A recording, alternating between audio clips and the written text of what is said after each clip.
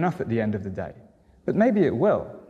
For me now, it's the best strategy to follow. And your particular theory, beast machine, what is that, to summarize?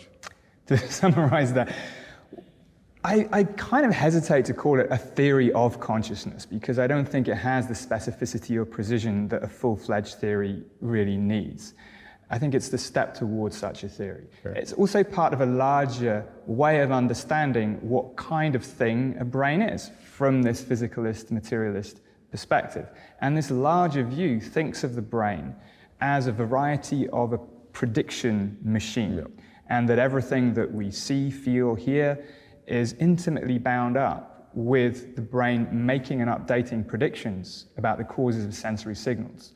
And what I've been doing theoretically over the last years is pulling on that thread and realizing that, okay, if that's what the brain does when it's experiencing the world outside, that's based on a more fundamental principle of brain operation, where these predictions are all about controlling and regulating the interior of the body. Prediction is a way of physiological regulation, and that imperative for brain activity, it goes right down to the deepest levels of our biology, of our metabolism. It doesn't sort of bottom out at any particular level.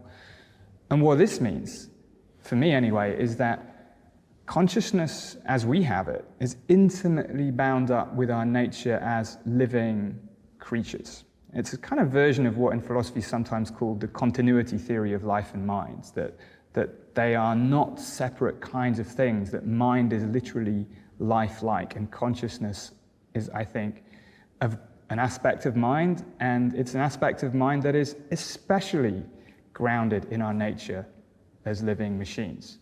The term beast machine goes back to Descartes. He used it rather pejoratively about non-human animals, that they were merely beast machines. They may look as if they feel pain and suffer or feel pleasure, but no, they're just flesh and blood automata. At least that's what I think he was obliged to say in the climate in which he was living. So I'm sort of trying to rehabilitate the term and say exactly the opposite, that we are conscious because of our nature as living, flesh and blood, breathing creatures.